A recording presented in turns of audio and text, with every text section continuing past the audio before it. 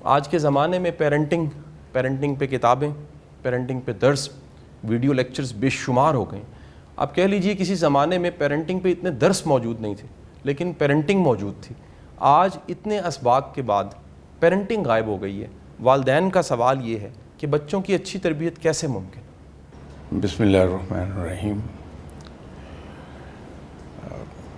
قاسمی شاہ صاحب کی صرف پیرنٹنگ پر بات ختم نہیں ہوتی کہ درس موجود ہیں، پیرنٹنگ جاتی رہی. اب تو خیر نوجوان ہیں بالکل، لیکن میری عمر کے لوگ وہ جانتے ہیں کہ ایک زمانے میں پاکستان میں صرف ایک ہی میڈیا تھا، وہ تھا ریڈیو پاکستان. تو گرمیوں میں صبح 6:30 بجے پروگرام کی ابتدا ہوتی تھی اور سردیوں میں 7 بجے. صرف ایک مذہبی پروگرام تھا 24 گھنٹے میں 10 منٹ کا.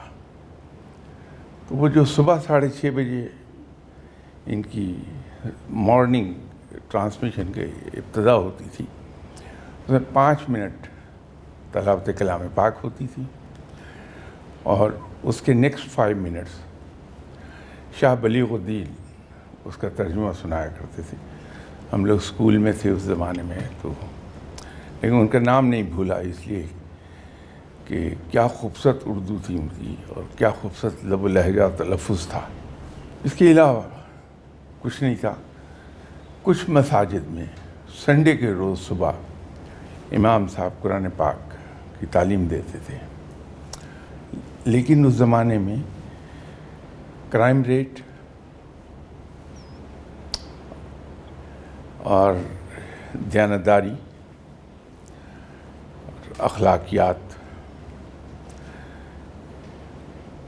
یہ کافی زیادہ بہتر صورتحال تھی ہماری. کیونکہ اس زمانے میں اگر کوئی رشوت لے لیتا تھا تو وہ نہ صرف یہ کہ رشتہ داروں سے اور محلے والوں سے منہ چھپاتا تھا، بلکہ خود اپنی اولاد سے منہ چھپاتا تھا. کسی کا بیٹا اگر کسی کرائم میں ملوث ہو جاتا تھا تو لوگ اپنا علاقہ چھوڑ کے چلے جاتے تھے کہ میں فیس نہیں کر سکتا لوگوں کو. جو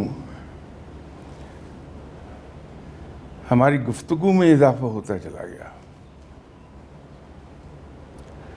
تو معاشرے میں سے ہمارے اخلاقیات جاتی رہی. یہی حال پیرنٹنگ کا ہے. اور آپ نے بڑا صحیح کہا کہ جب پیرنٹنگ کے اسباق نہیں ڈیلیور ہوتے تھے تو پیرنٹنگ موجود تھی. آج اس کی ٹریننگ اور سبق بہت ہے لیکن پیرنٹنگ غائب ہو گئی ہے. اس کی ایک بنیادی وجہ ہے. اگر میں کوئی اچھا انسان نہیں ہوں، جو کہ نہیں ہوں، اس فیکٹ بھی یہی ہے، تو میرا تمام تر زور ایک بات پر رہے گا کہ میں جس محفل میں بھی بیٹھوں لوگوں کو یہ یقین دلاؤں کہ میں بڑا اچھا انسان ہوں. میں اگر رشوت لیتا ہوں تو جہاں بیٹھوں گا میں رشوت کے خلاف بولوں گا. لوگوں کو یہی کہوں گا کہ صاحب رشوت لینا بڑی بری بات ہے. لیکن اگر میں دیانتدار ہوں واقعی اور رشوت وغیرہ نہیں لیتا تو میرے سامنے اگر آپ ذکر بھی کریں گے کہ فلاں صاحب رشوت لیتے ہیں تو بے ساختہ میری زبان سے نکلنا چاہیے اللہ رحم کرے، اللہ اس کے حال پر رحم کرے، اللہ اسے ہدایت دے. یہی بات ختم ہو جائے گی، آگے نہیں بڑھے گی وہ. تو یہ قدرتی امر ہے کہ جیسے اب آپ ان لوگوں کو کیسے پہچانتے ہیں جن کے پاس خاندانی دولت نہیں ہوتی، ریسنٹلی آئی ہوتی ہے، کہ وہ اپنی دولت کی نمائش کرتے ہیں. خاندانی انسان کبھی نمائش نہیں کرتا، اس کا ایک اپنا طور طریقہ ہے. اور یہی چیز اپلائی ہوتی ہے ان پر. جو آپ نے سوال پوچھا کہ بچے کی تربیت کے لیے کیا کیا جائے، تو تھوڑا سا ہمیں اپنے ذہن کو کلیئر کرنا پڑے گا، کانسیپٹس کلیئر کرنا پڑیں گے ہمارے.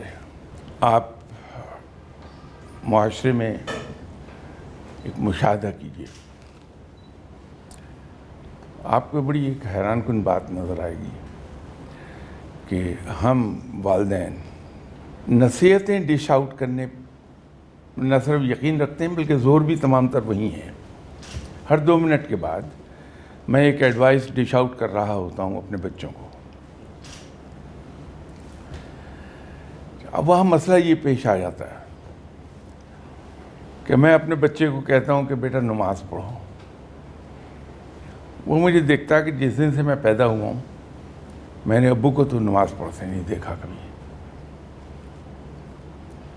اس پہ اثر ہی نہیں ہوتا. خود میں بے تحاشا جھوٹ بولتا ہوں. اولاد کو میں نصیحت کرتا ہوں کہ بیٹا جھوٹ نہیں بولتے. بچہ سیکھتا تھرو آبزرویشن، بتانے سے نہیں سیکھے گا کبھی. جو کچھ آبزرو کرتا ہے اس کو ایبزارب بھی کرتا ہے وہ، اور اس پر عمل کرتا رہتا ہے. اس لیے کہ لاشعوری طور پہ وہ آئیڈیلائز کر رہا ہے اپنے پیرنٹس کو، انہی کو فالو کرے گا. تو بجائے اس کے کہ ہم ایڈوائز کریں بچوں کو ہر 2 منٹ کے بعد، بہتر یہ ہے کہ جو کچھ ہم ان کو بنانا چاہتے ہیں ان کے سامنے اپنا نمونہ پیش کر دیں. ویسے بھی الحمدللہ ہم سب مسلمان ہیں. آپ صلی اللہ علیہ وسلم نے کبھی کوئی وہ بات کسی کو ایڈوائز نہیں کی جس پر خود عمل نہیں فرمایا. وہ گڑ والا تو واقعہ بڑا مشہور ہے. تو ایک ہمارے لیے سبق موجود ہے دینی لحاظ سے بھی کہ ہم وہ بات کرنے کو کیوں کسی کو کہیں. اتفاق سے وہ گڑ سے منع کرنے والا جس کو کرنا تھا وہ بچہ ہی تھا. تو بچے کو ہم وہ بات کیوں کہیں کرنے کو جو ہم خود نہیں کر رہے ہیں. تو اس کا گولڈن پرنسپل جو ہم بچے کو بنانا چاہتی ہیں وہ ہم خود پرسنل ایگزامپل سیٹ کر دیں اس کی.